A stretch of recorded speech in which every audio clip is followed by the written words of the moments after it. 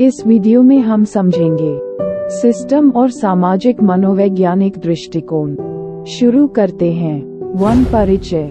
आधुनिक संगठनों ने आकार, जटिलता और गतिविधि के पैमाने में महत्वपूर्ण वृद्धि देखी है। बेहतर प्रशासन के लिए इन जटिलताओं को एक ढांचे के भीतर एकीकृत करने के लिए एक वैचारिक आधार आवश्यक है। इकाई 2 दृष्टिकोणों पर चर्चा करती है। सिस्टम दृष्टिकोण और सामाजिक मनोवैज्ञानिक दृष्टिकोण। दोनों दृष्टिकोण संगठनों को केवल व्यक्तिगत घटकों के रूप में नहीं, बल्कि समग्र प्रणालियों के रूप में देखते हैं। इकाई सिस्टम दृष्टिकोण के तहत चेस्टर बर्नार्ड और सामाजिक मनोवैज्ञानिक दृष्टिकोण के तहत अब्राहम मैस्लो, फ्रेडरिक हर्ज़बर्ग और डगलस मैकग्रेगर के विचारों को कवर करेगी। 2 सिस्टम दृष्टिकोण। एक सिंहावलोकन। एक प्रणाली अलग अलग तत्वों का एक समूह है जो एक जटिल संपूर्ण बनाने के लिए परस्पर क्रिया करती है। एक प्रणाली को केवल समग्रता के रूप में समझा जा सकता है, न कि केवल उसके भागों के योग के रूप में। सिस्टम दृष्टिकोण 1930 के दशक में लुडविग वॉन बर्टलाफी द्वारा विकसित किया गया था। एक खुली प्रणाली में परस्पर जुड़े घटक होते हैं जो एक दूसरे पर निर्भर होते हैं और पर्यावरण के साथ बातचीत करते हैं। सिस्टम थ्योरी फीडबैक और गतिशील संतुलन पर जोर देती है। इसे सामाजिक विज्ञान और प्रशासनिक विश्लेषण में लागू किया गया है। 3 एक प्रणाली के रूप में संगठन। सामाजिक मनोवैज्ञानिक परिप्रेक्ष्य। संगठन बाहरी वातावरण के साथ परस्पर क्रिया करते हुए परस्पर संबंधित उपप्रणालियों से बने होते हैं। एक खुली प्रणाली पर्यावरण के साथ इनपुट और आउटपुट का आदान प्रदान करती है। संगठनों का लक्ष्य लगातार विकसित होते हुए होमोस्टेसिस है। सिस्टम के इनपुट में कच्चा माल, ऊर्जा और जानकारी शामिल है। थॉम्पसन जटिल संगठन को संपूर्ण में योगदान देने वाले अन्योन्याश्रित भागों के रूप में परिभाषित करता है। 4 सिस्टम दृष्टिकोण। चेस्टर बर्नार्ड के विचार।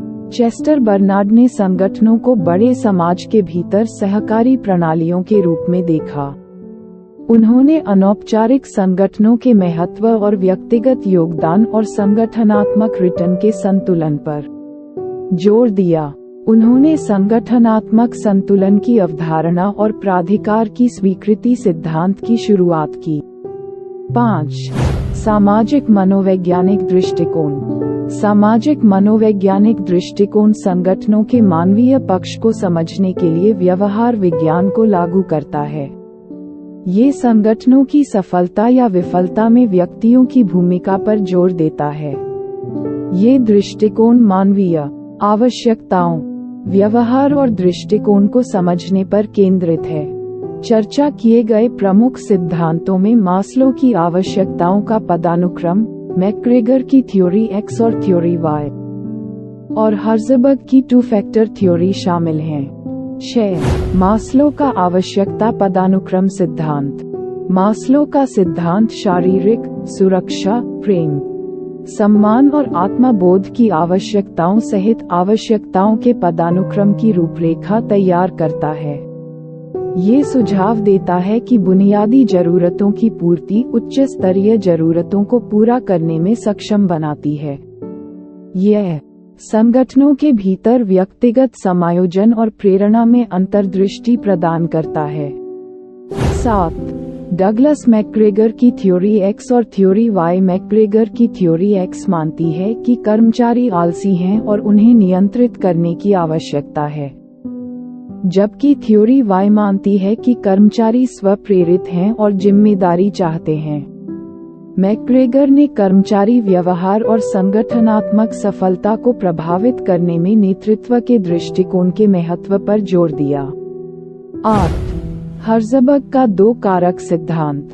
हर्ज़बर्ग का 2 कारक सिद्धांत उन कारकों के बीच अंतर करता है जो कार्यस्थल में संतुष्टि और असंतोष का कारण बनते हैं। स्वच्छता कारक असंतोष को रोकते हैं, जबकि प्रेरणा कारक संतुष्टि की ओर ले जाते हैं। सिद्धांत दीर्घकालिक कर्मचारी संतुष्टि और उत्पादकता के लिए नौकरी संवर्धन और आंतरिक प्रेरणा के महत्व पर प्रकाश डालता है। इस वीडियो के नोट्स विवरण बॉक्स में दिए गए हैं, कृपया इसे देखें। धन्यवाद।